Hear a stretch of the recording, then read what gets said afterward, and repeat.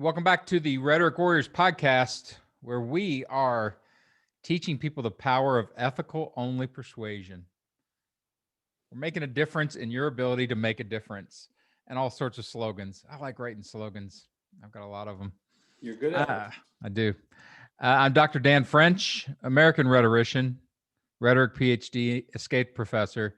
That's part of what I do is this intellectual side of the world. Also stand-up comedian, comedy writer from late night in Hollywood. I like jokes too. I turn everything either into intellectual stuff or jokes. If you want to gather some jokes, find us on social media, especially Twitter. I tweet jokes all day long at Rhetoric War. Here's a few from the week. I went to the Container Store this past weekend and 0 coffins.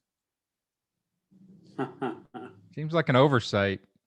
What's that? Maybe Tupperware should make coffins. Pyrex? Yeah, you just burp it. Yeah, right. I realized this morning that for most of history, human beings have not had caffeine. Like, how does that even possible? Like 99% of the population gets, into the day with caffeine. That's I don't want to go back in time.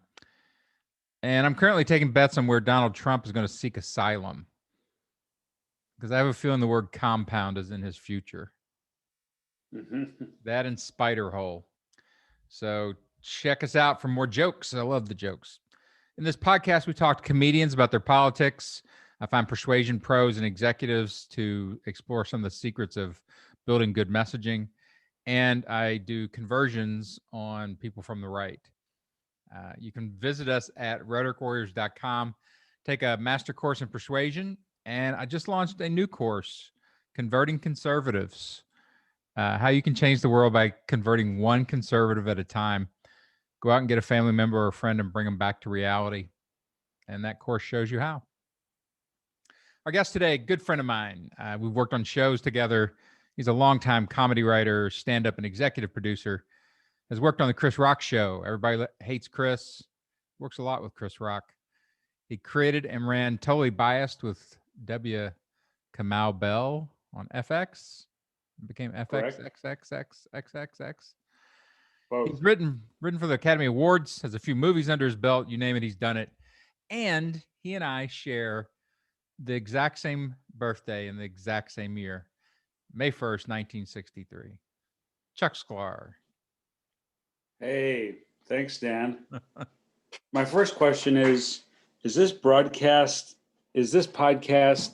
visual or merely audio? It's audio right now. I'm recording them video too. So if I want to, cut into them for YouTube, for clips and things like that. Oh, okay, cool. Well, then I'm glad I dressed up. So, yeah. Well, thanks the bar for is having low me. I like to set a low bar so my guests don't feel. I like a Puma sweatshirt. That's cool. Yeah. Now you got my bio right, more or less. And, here I am. How do you describe yourself these days? I mean, you and I have both been in this industry for a long time and done a lot of things. You've done more than me. You've got some great credits. You got the whole, you moved up to exec producer. I mean, is that how you're selling yourself these days? Exec producer? I've done a lot of my last 7, 8 years, 10 years maybe has been head writer, showrunner, which is just a made up word that means executive producer. And I'm really, but I'm also a screenwriter. And this past year, I produced a film that my brother wrote and directed. Yeah, talk about that. That was awesome. That's so cool to see somebody take something all the way Thank to you. full feature length, product. Yeah. Hats off to my younger brother, Sklar. He's 7 years younger than me. And what's going on behind me? Oh, and sorry, I'm not in a soundproof booth. Anyway, but it's probably I don't know, it's insurgents. They're everywhere, man. They're coming for you. I'm a little concerned. I saw me and my girlfriend were on a walk just now, and we walked past a guy sitting in a pickup truck on a side street. He had on a tractor hat and a mustache, and I was like, that's a Trump supporter just waiting for orders. He's just sitting there. God, it's like the Anyway, day. It's like the day after 9/11, or a couple days after I was driving. It was the first time I saw a plane in the air again, and I just freaked out. I'm like, they have completely charged, all that stuff with this new danger energy, and you can't look at it without going, "Hey, watch out for that guy in that truck."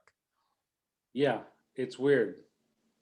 And but anyway, the film Tom of Your Life, written and directed by my brother Jer, is a great story of the kind of it's sort of magic realism in that a baby is born in the middle of the night at a small rural hospital, and it quickly becomes apparent that this infant is aging 4 years every hour on the hour.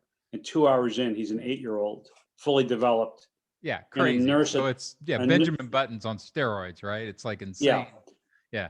but it's sort of lo-fi. It's not like treated like this crazy dramatic thing. And then, but the nurse working in the maternity ward who's got her own set of problems, man problems, She does money have a lot of problems. problems. I noticed that in the movie. She's a mess. She's a But she mess. sees this kid and realizes, like, oh my God, he's going to grow up, live and die all in one day, become an old man and drop dead, and never be outside this hospital. So she takes him to Chicago so he can experience life on the one day he has to live it.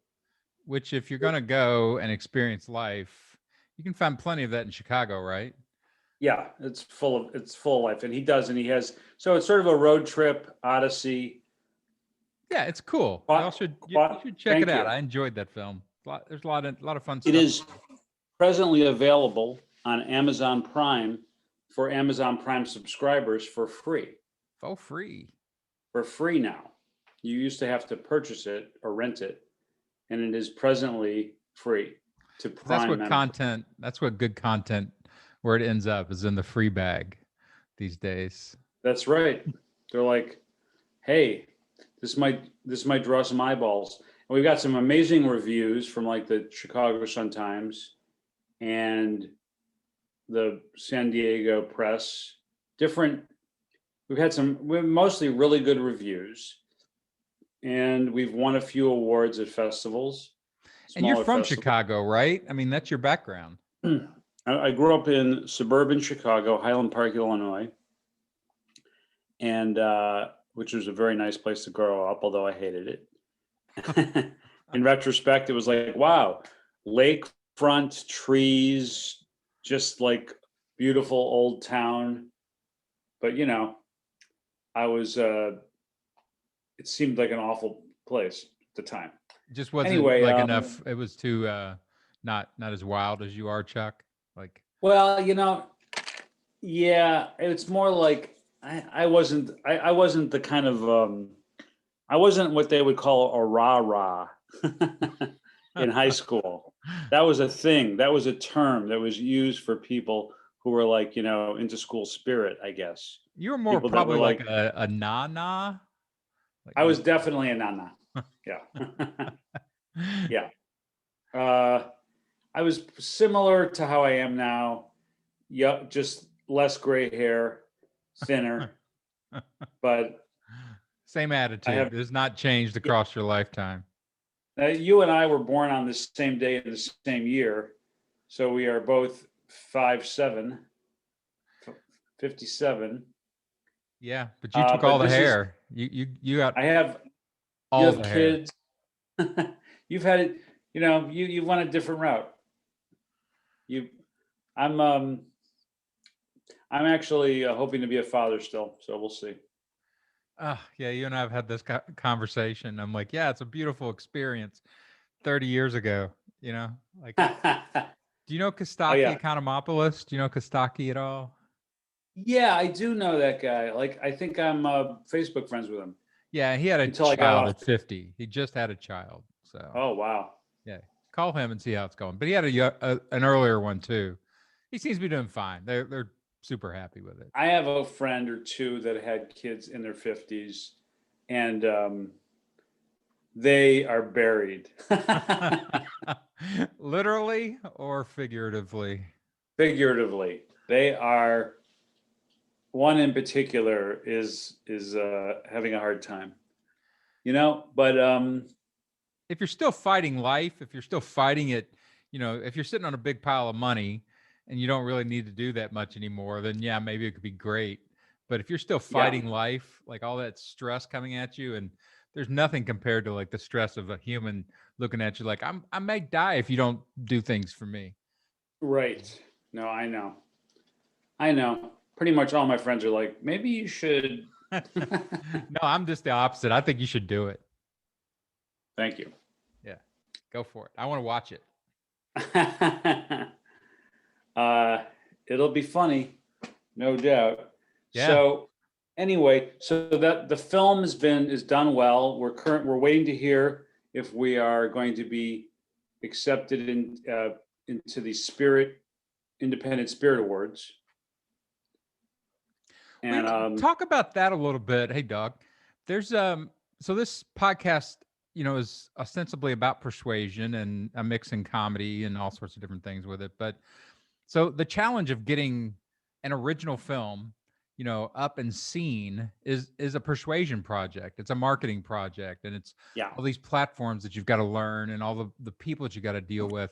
So when you look at that challenge of taking a message, even a good original message and showing it to the world, everybody's like, digital platforms, you got all this digital distribution, you can get to anybody. Talk about that, because the reality is very different. yeah. Well, okay. So in a sense, COVID might have been very lucky for us. Really? Because the film was submitted to several festivals, or was accepted to several festivals, and the first one that we were going to go to, that we went to, was the weekend of March 6th, 2020, in San Jose. Was that And lockdown weekend? the lockdown weekend was the following weekend, but that weekend, San Jose at that moment was a hotspot of COVID. It was like I got on a plane and it was weird. My brother was flying in from Chicago, and my parents were supposed to come in, and my girlfriend was supposed to come up. And after being there 12 hours, I was like, this is crazy. Called my parents. I go, you can't come. They're like, we're coming. Don't worry about it. It's going to be fine. Because who knew? I go, no, you don't understand. It's just not worth the risk. And we had a screening where there was about 19 people tops, Uh-huh. and then a couple more, and then they canceled the whole festival, like day two, and we all went home. So then we began trying to find a distributor, a company that is in the business of digital distribution, which is the whole world of independent film and Yeah. small movies that you've never heard of, like ours, that get out there, and that they have fans, and there's filmmakers that have fans that have, a couple 100,000 fans or whatever, and they make small films, and there's this one company, Gravitas Ventures, and they specialize in low budget, and our film was very low budget, under 200K, in getting it onto platforms. And so we got it to them through my agent, and then we got an offer, and we actually got a couple offers from similar small company, from another small company as well. So we went with Gravitas, and actually my brother had, being very plugged into the world of independent film, and was a film, got his master's in film at DePaul a couple of years ago, and in fact, this was his senior thesis, as it turned out. Is that right? Or Interesting. whatever they call it. Yeah, his master's project, and it's it's very good, and for a first film, it's great. Yeah, like So people don't understand, when you tell people things like, no, I make this point to people a lot of times who want to get into any kind of entertainment, or, even like this within persuasion about building messages. Like, you're only used to seeing super professional media. Nobody is used yeah, to seeing even a step down below network and studio and cable. They, you know, you can go to YouTube, but you know that's not professional media. Right. And you So we give it a don't have lot an of slack. aesthetic for anything below super produced, high dollar, Yeah. stuff. So they don't have Yeah. they won't forgive you for, the flaws in your product because they just Mhm. have there's no space between absolutely great and, terrible. Yeah.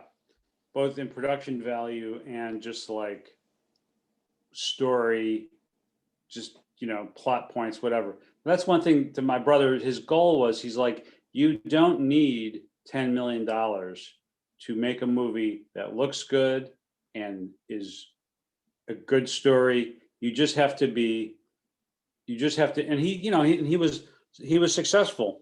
Maybe he wasn't 100% successful, but he was very successful at making a movie that you just get engrossed in. And But he had some resources. You're a resource. You've worked in the industry for a long time. You could yeah, help with the production. You could give advice on the story. yeah, Professionalizing your messaging. Again, this is how it is. People, especially what I've done, going back and forth between LA and Austin, I've gotten approached hundreds of times for people wanting to work on things, and I always, the first thing I assess is how professional they are, like how much professional experience or training do they have, because I've had things here like people want me to help with something, produce a movie. And like, well, where's the script? And they're like, well, we're going to let the actors just kind of work their way through it. And I'm like, yeah, oh, that well, sounds I'm like a out. great movie. Yeah, Taking the writer out is kind of a bad idea. yeah, they saw Curb Your Enthusiasm and they're like, oh, that's not so hard. Yeah, that's what they all think. Like we can just improvise our way through. And I'm like, no, that's not a professional Yeah. idea. So we had the help of this gravitas to get distribution, and we did on Amazon Prime, on iTunes or Apple, and also video on demand, DVD, etc., Blu-ray, uh, other things that but it's available, and then we hired, they take a percentage, Right. and then we hired a promotion, a PR firm, for a few weeks surrounding our launch. And you know, was it money well spent? I'm not sure. I Right. mean, Yeah. we're going to know at the end of this month how the quarter was. You know, Is that the we're way going to get a they run that? Like all these different things, they report these on quarters, and you don't know what it's Mhm. doing. You just trust their numbers, all that kind of stuff. Yeah. So we you really don't hear for like, we're going to hear about the third quarter 2020 shortly. We'll hear about the fourth quarter later in the spring. So we've only had 1 month of sales that we're going to hear about coming up, Right. September. And then, and we honestly don't know what to expect. Yeah, But people are looking for content, right? I mean, like you yeah, said, the COVID, you're stuck at home, and yeah. So we were between people, distributors wanting content and people wanting content, viewers wanting content. It might have been the right time to have a small independent movie. yeah. And you know, I I I I don't know if it'll get into the running at the Spirit Awards. It's a long shot. It has no famous people in it, really. So You're in it. What are you talking about? You're probably the most famous guy in there. thank you very much. Mike Nussbaum is a well-known character actor who plays the priest. He's an old man. He was in a lot of films of David Mamet, and he was an actor with Steppenwolf. Is that right? So he does have some kind of you know, residual, He's like, le- yeah. he's legit. He was in Things Change. He was in House of Games. So there's all these, again, people don't realize all they do is they get the end product, the end experience of viewing something. They don't see all that architecture underneath it, about what it takes to get, like you said, a distributor, and they take a cut, and you need PR because the distributor or the platform isn't going to advertise you. They're going to put a They don't do shit. a thumbnail up there that maybe somebody can see as they scroll around, right? But even the Yeah. decisions on who's going Oh to be yeah, at the we've top had. of the There's scroll. also like the artist, the design of the poster, which I'm very happy how it came out, but that was laborious and had, a lot of opinions, and we got a good one though. Yeah, and you guys have a good title. I think the Tom of Your Life hooks people, right? It's got a nice pun in there, and I think Yeah. I think to me, like that's the super value when you title something really well, especially in this environment where if the people breezing past it, if there's not if the title doesn't grab you, that's your first big loss persuasively, because you get one half a second of awareness of what you've got, and if you don't start putting hooks right into it, you don't have a chance. Yeah. Who came up with the Absolutely. title? As far as I know, Jeremy did. He had somebody who the concept was all his, but he developed the story with James Sharp, who is one of the actors in it as well, and was the hands-on nuts and bolts producer. And he's a great guy and really good actor in the movie, actually. And might be the best, most believable performance in the movie. Which one is he? He's a private detective chasing after them. Yeah. Huh. He's very grounded. Well, you know what it is? It's not like, oh, he's the best. He's a very grounded, solid character. And then the other two main characters are all nuts or have wild shit going on, like aging 4 years an hour. So it's really, it's cool that he has this gravitas, so to speak. Anyway, but he and my brother developed the story, and then Jeremy banged the script out, and I read in about a month, and I read it, and I was like, I think this is really, really good. This is like 4 years ago, 3.5 years ago. I think he had raised money to make a project, and he had another script that was more expensive. He needed like another 400,000 for it. He's like, I can't make this movie for 120,000, which is all he had. So, I'm gonna develop this other thing, Tom of Your Life. I'm like, okay, good luck. But then I read the script. Then he banged the script out, and I was like, this is actually better than the other script. So things have a way of. But he's very. He is hung with it, as you say. He has followed through to the max. Yeah. And now it's out there in the world, and that's got its own kind of stress. Yeah, for sure. I mean, again, like all this stuff, I had somebody contact me recently, a comic that I really like, and I've always liked her, and she has never had any kind of team around her to put anything really together. So she could, stitch together enough stand up to get a good stand up kind of hour. And now she wants, an online presence. And I'm like, great. And she's like, I want you to produce it. And I'm like, great. I said, so what's your budget? And she's like, I don't know. And I'm like, well, I said, just give me a payment to get started. Like it was like $1,000. I'm like, just something. And then, like a month and a half later, I'd done some stuff for her. And I'm like, okay, so we need to put a budget together. What are you going to pay every month? And she's like, I don't have any money. I'm like, well, then you don't have any help. How are you going to get people to help you? Especially, with all the effort and work like you're talking about, something like that takes. You can't do it on, volunteerism and this idea that people have of just amateur, everybody pile in. Yeah. You want to be like, either you're paying me cash now, or I'm taking a cut of like your manager, I'll take 15%. Yeah. And you can only do those. Like I've done those, and you know what happens with that stuff. I've never really done that, to be honest. I've mainly, no, I guess that's not true. I have literally, and in fact, presently, I'm helping a guy, an actor who is a would-be writer, and he has a really good idea for a script, and he's written the pilot, and I've helped him.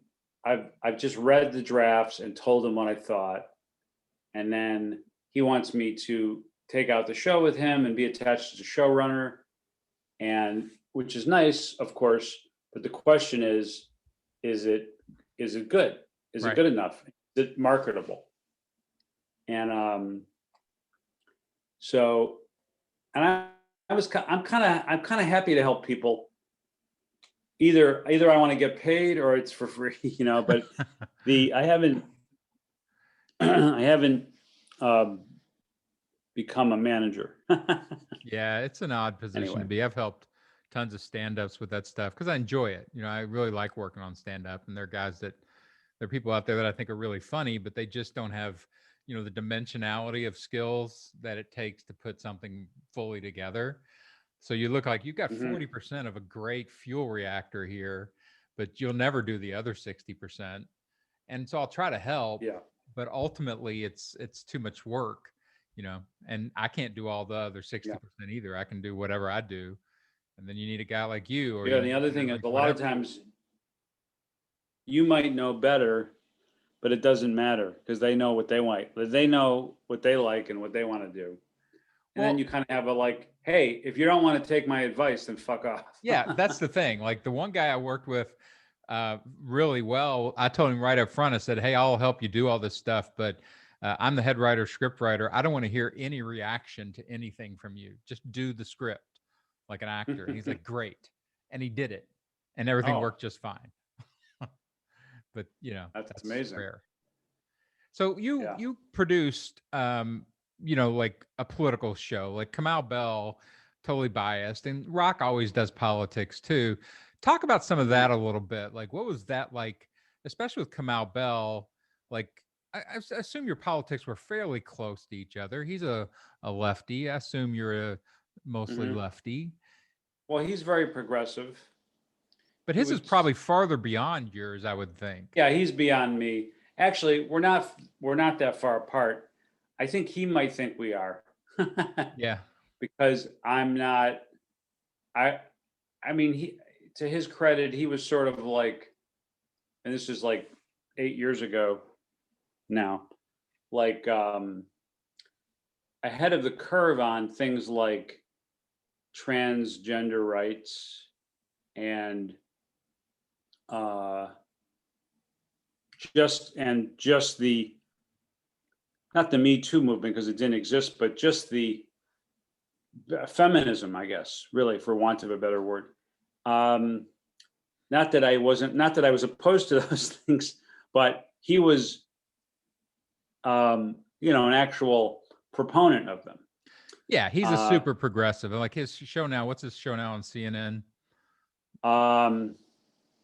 I don't know. United Shades of America. Yeah, that's right. And it's an extension of Totally Biased, it seems like to me in some ways.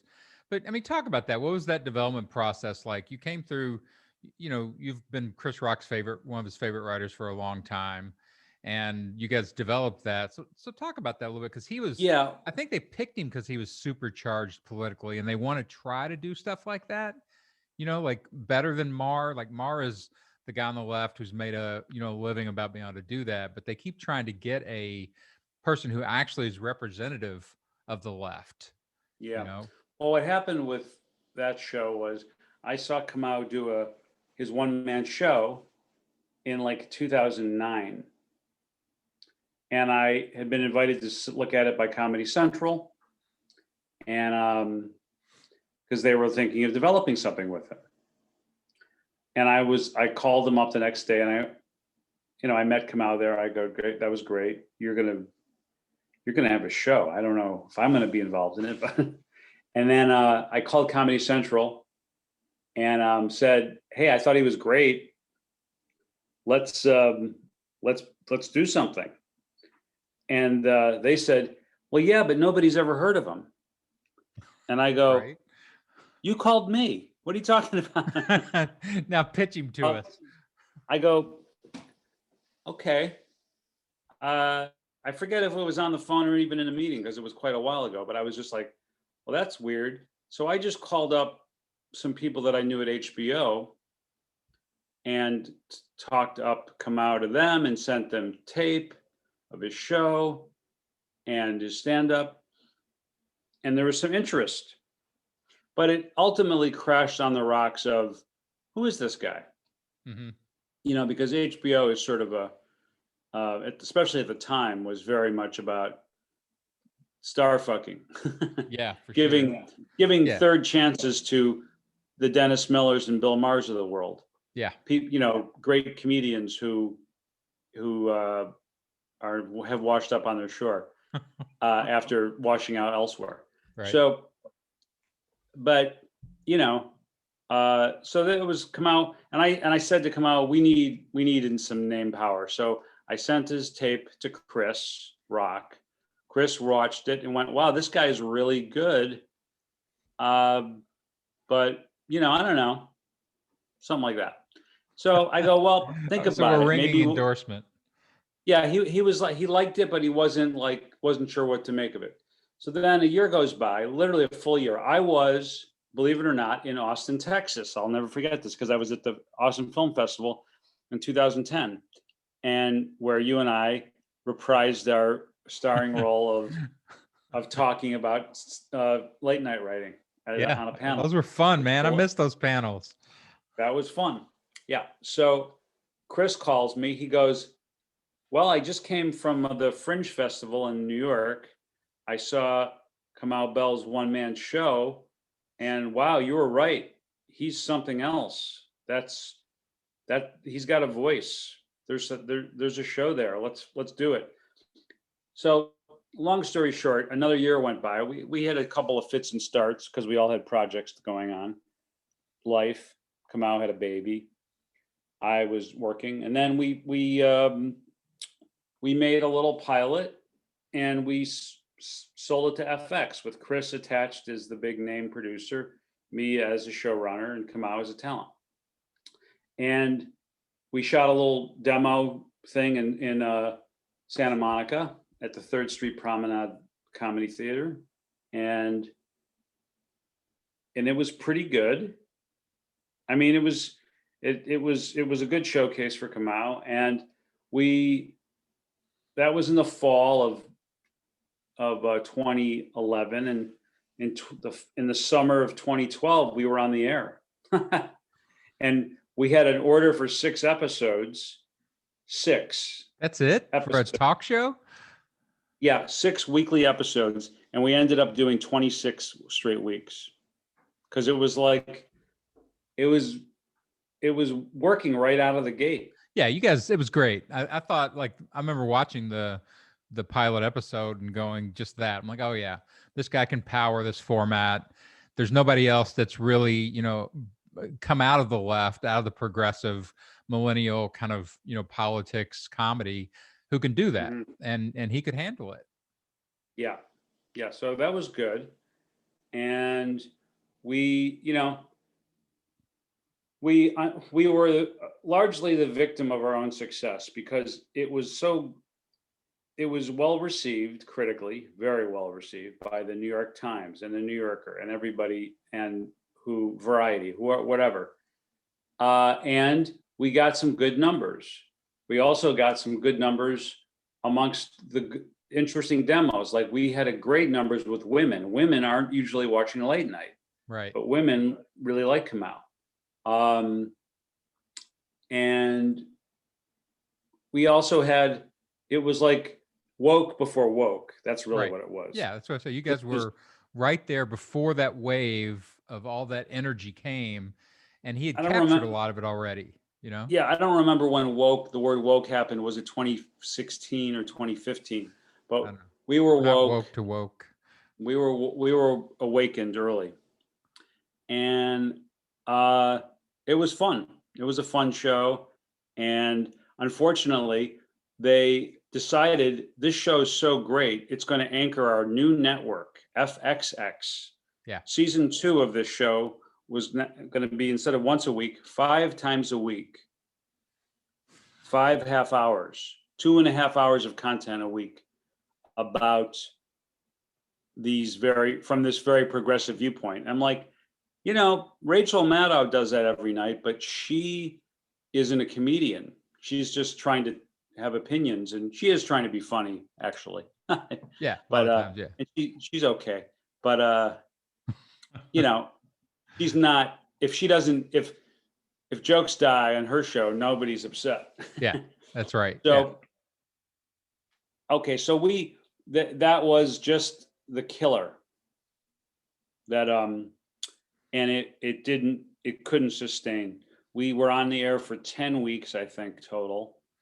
And we were also moved to FXX, which was a new channel that nobody knew where it was. That nobody knew about. Yeah. You guys, Yeah. they totally, They fucked us really hard, and they know it. The network owned their their error, but nevertheless, Kamau didn't respond well to it. The show did not survive that. Well, and talk about this for me, because I'm always curious about this. You and I, again, are exactly the same age. We're both, middle to getting to later age white guys in, the wokest of the woke kind of industries of entertainment and things like that. And when you see, people a lot of times, I think, pigeonhole creatives as, well, you're creative within your, your genre, within your demographic. And good creatives can move around, and you've clearly done that, right? Moving around to help other cultures. Comedy is comedy. It has cultural differences, but the mechanisms are all the same, right? Mm-hmm. So Yeah. you're not, you're in there, and like I've seen people be like, well, if it's a Black-oriented progressive show, then like the EP and the writers and everything else should be Black-oriented or Black progressives. Or if it's a female show, it should be all female writers. And I find that to be just a basic misunderstanding of what creativity is. It's really reductive. I mean, the great thing about Totally Biased was we had a totally diverse staff.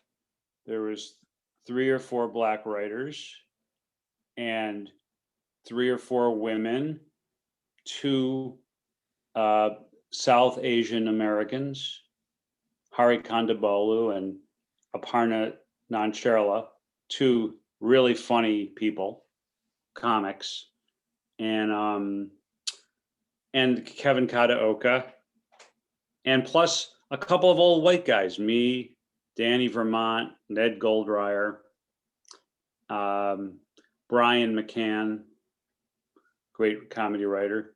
Anyway, and I'm forgetting some people. And also, but then there was Dwayne Kennedy, one of the all-time most funny people out there. Great stand-up.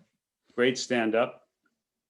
Kind of a mentor of Kamau's. It was his, how he kind of came to it, and it was great. And he was also, and most of those people that I just mentioned were also on camera a lot. Mm-hmm. And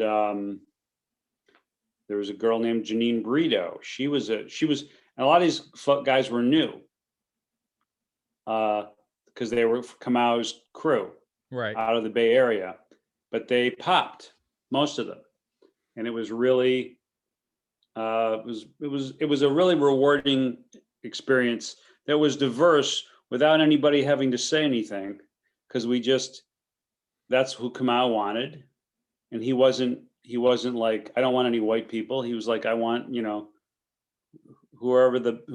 wanted people that would help him with his voice. Sure.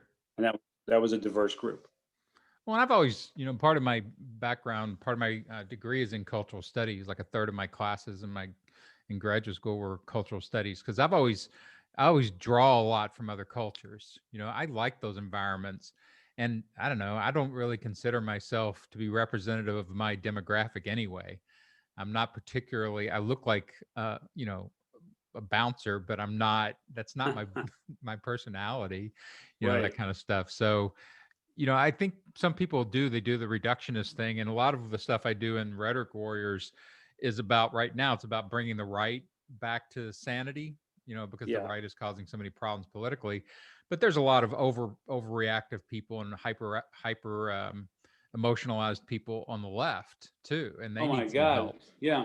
And in our business, it's just like I mean, in the script that I've recently written about an older white writer who can't get arrested in his own industry because of the diversity push, and it's like, hey, diversity is great, but isn't white also one of the the and it's like uh isn't it discrimination to be discriminatory and say we're looking for non-white writers, so you need not apply, or you know what, apply, but it's going to be a tough road because we're really looking for uh BIPOC, Black or Indigenous people of color.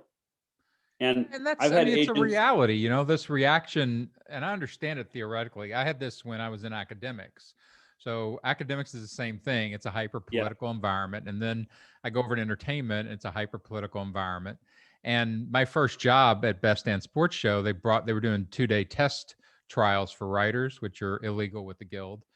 yeah. But they brought me in, a guy, you know, recommended me and brought me in. And the head writer told me, he goes, well, you know, they've slotted this as a diversity hire, so we can't hire you, but come on in and, you know, let's see what you can do. And I'm like, okay. And I ended up staying there, you know, almost 2 years, and they never Right. hired me because they didn't want to put me on the, you know, another white guy on the roster. I So, understand. you know, It's and I so get it. ridiculous. I totally get it. I understand politically why that is. And I agree even with it, you know, philosophically, that you're making up for a lot of, you know, oppression for groups and sort of advantages for white males. But I'm a I'm an individual. I can't be brought into the Yeah, making up for things, you know, and they yeah. do. It's like, I'm not responsible for those forces being in the I've world. had more than one agent say to me, "There's a job opening at such and such." Say Jimmy Kimmel, they're looking for a head writer. I go, "Okay, great. Get me in a meeting." And they go, "Well, they want it to be diverse. Do you know any diverse writers who, if we got them a job, would hire you?" And I'm like, "Yeah, I do." But they fucking have agents Right. and they don't, you know what I mean? Because they're great, famous writers. Yeah. Um, that's a that's our strategy. And they're like, we're just trying to be creative, Chuck. And I'm like, yeah, I see. You're trying to do something, I guess. Whatever. It is hard. I mean, you're working against, like I said, political forces, and I totally get that. And but again, and historical forces. But when it comes to it, you're an individual trying to make a living, and Yeah, economic forces, and you've worked hard to become good at something, and for that not to be the determining factor, that's difficult to take. it really is. And one could say, yeah, just like it was difficult for women and people of color who were discriminated against and not allowed in because they weren't white men. Okay, I get it. So it's payback time. Is that going to make the world a better place? Payback time. I see that what the aggrieved white man is not a posture anybody wants to Right. promote. Okay, I'm all for diversity, but I'm like it the word overcorrection comes to mind. Yeah, and I think that's fair, right? I think if people look at it intellectually, that's why I said I understand it intellectually, and I even agree with it politically. I think you know, long-term disadvantaged groups need advantages in order to catch up. But the reality of that, you know, especially in industries like ours, you end up just, you know, cutting all these individuals out who have no culpability in any of those issues. The only culpability is the color of our skin or our gender, you know, our age. You Mhm. see, you know, Bill Burr, like we talked a little bit about Burr, like some of the comics that try to come back against this, they have to have such a strong intellectualism to give themselves a legitimate foundation to talk about it, because you can Mhm. step, there's so many word landmines and there's so many idea landmines, you know, that if you get outside just a little bit, you get crushed. And so you have to be Yeah, very careful working your way through there. So like your yeah, script, I'm sure, like, you know, that's the kind of stuff that you're dealing with. yeah. You do have to really walk this line because you don't want to be like, hey, fuck all these minorities. I want what's mine. At the same time, you don't want to just have no teeth. You want to be like, yeah, there's anger. Like it's like, but you don't want to seem like it's like a Trump thing. Like Yeah. the Trump supporter, not the person who's beating somebody with a flagpole, but just a normal person who might have feel aggrieved and be like, the world's changed, where's my place in it? Okay, that's a commonality that I can feel with somebody that I would otherwise consider to be a complete idiot. Because I'm sometimes like, okay, what is my place?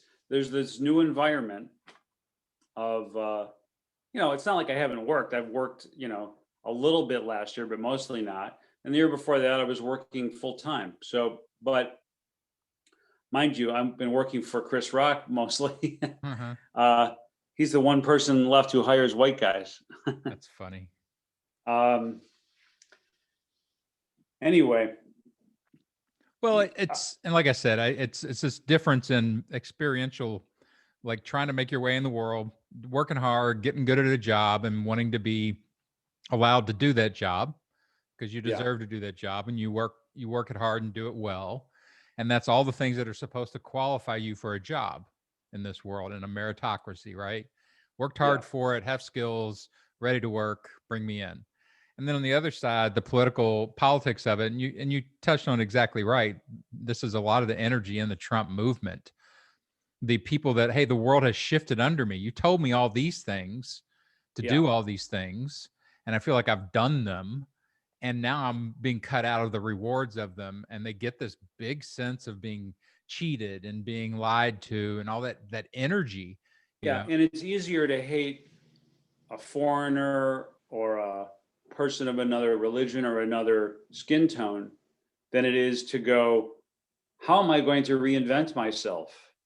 Because when you're over 45, really, and you're like, what do I like?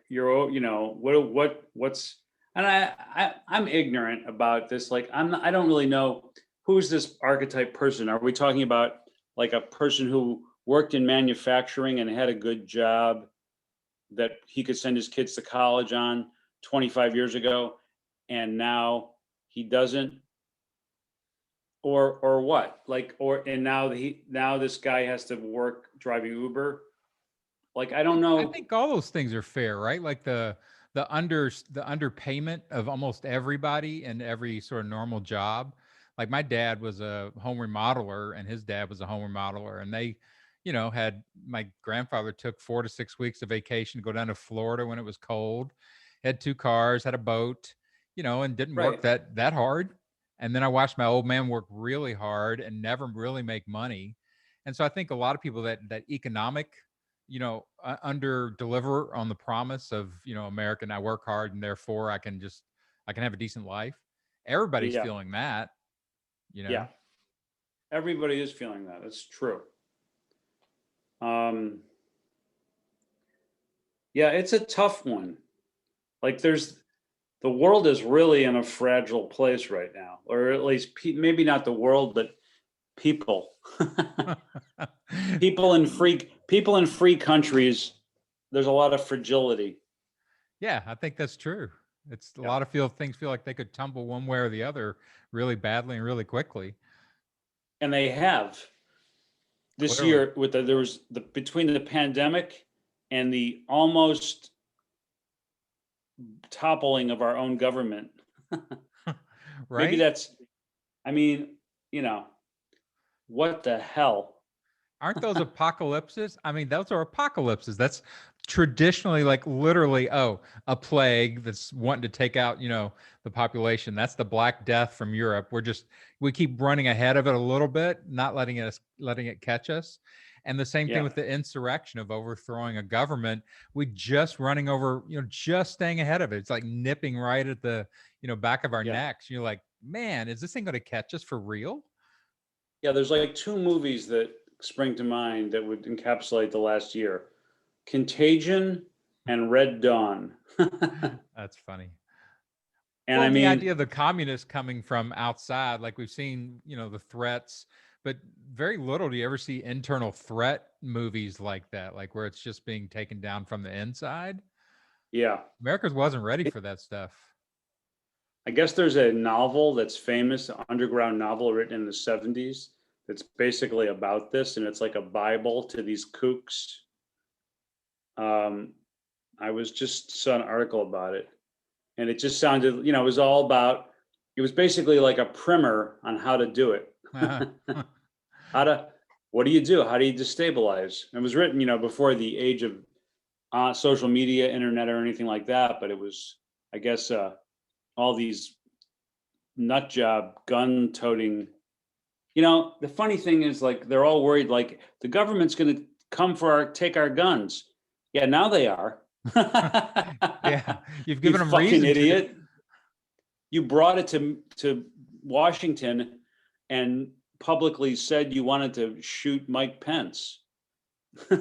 Yeah, I it's think a you're, whole. Yeah, I was talking to my son about it today. He's 18, and he's looking at all this stuff with no historical background. He has no experience with politics or any of this stuff, and he's like, yeah, because he's living down near the Capitol in Austin, and he's like, should I be worried about being too close to the Capitol on Inauguration Day? And I'm like, well, I think the world has shifted on those guys who show up in cosplay, military garb like GI Joe. Like there's going to be 20,000, yeah. National Guard at DC this time. I want to see them storm the Capitol now.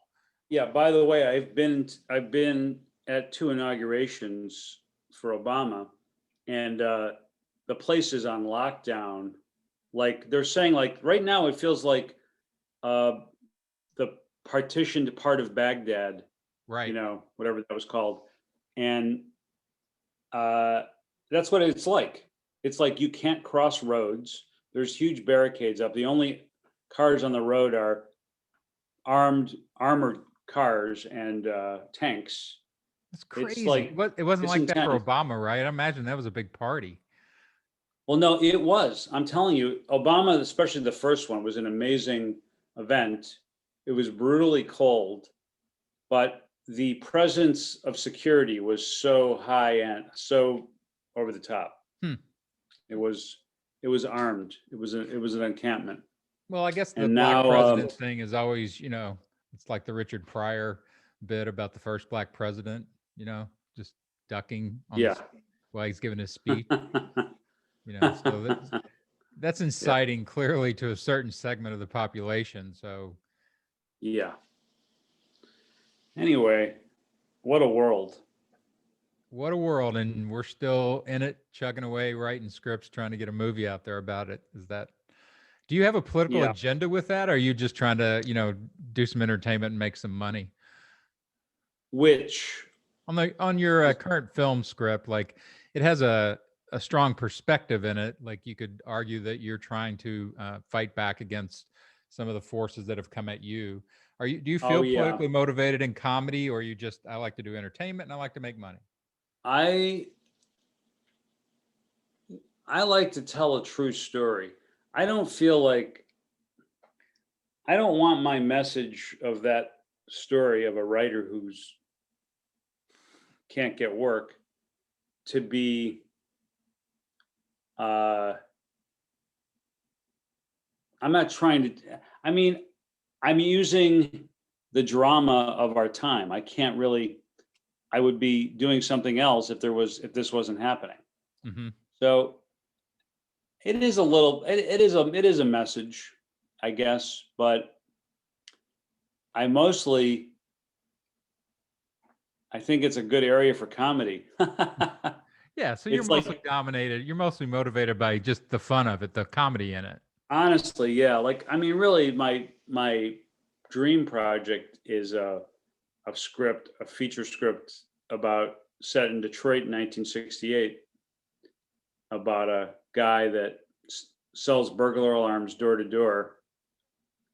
But first he steals your television, and then he shows up the next day selling burglar alarms. Yeah, it's funny. I've read that script. Right. Yeah, it's evolved. That script's evolved. And but it's comedy, you know, it's like, it's a cultural snippet from the 70s, and it's, you know, it's fun. It's, you're not trying to make a big point there. yeah. No, I'm not. It is a slice of life in a, volatile year, 1968, post riot Detroit. So it has a political element. And in fact, the latest draft that I've did this year, I utilized a lot more of the politics of the era, or the tensions, which were in it, but I was, I wasn't as good as a writer 10 years ago when I originally wrote it as I am now. Right. So I've improved it. Well, and I think you're right. You know, the one thing is Trump has done is he's broken open the political piñata. So it's everywhere. It is the zeitgeist of the times right now. You can't get away from it.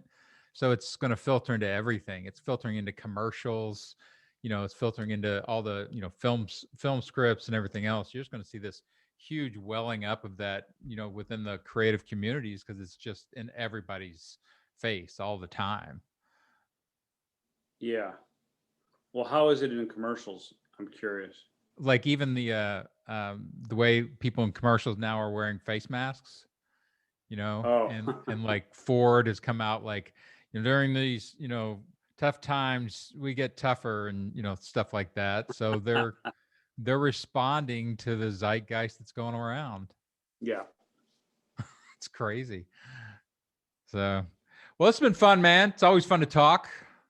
Great to see you. We haven't Zoomed in this new era. So That's true. I think, yeah. you know, soon the Zoom will have to be on 24 hours legally. You can't ever turn off your Zoom. Oh my God. Is there going to be an Austin Film Festival this year? Well, it usually rolls out in October. Yeah. I can't see it. I can't see there being a vaccination by that time for them to make it viable. I mean, it wasn't a particularly super. It was a very viable festival, but it wasn't, you know, super profitable. So I can't imagine them being able to do it if it's going to be 60% less or whatever. Oh yeah. But I don't know. Like the comedy club here died. They closed that. Cap City. City closed. I heard that. That's a shame. Yeah, it was a great club. It was there for, you know, what, 30 years. So all these things that Yeah. hopefully they'll reemerge as different things, you know, but we'll see. All right, man. Well, one of these days you're going to be back out here in LA, and I'm definitely going to visit Austin again. So we'll hang out, get some Yeah, barbecue. we will do it. Well, All thanks right. again, Chuck. This has been Rhetoric Warriors. We will see you again next week, where you continue to learn everything that you ever wanted to know about persuasion.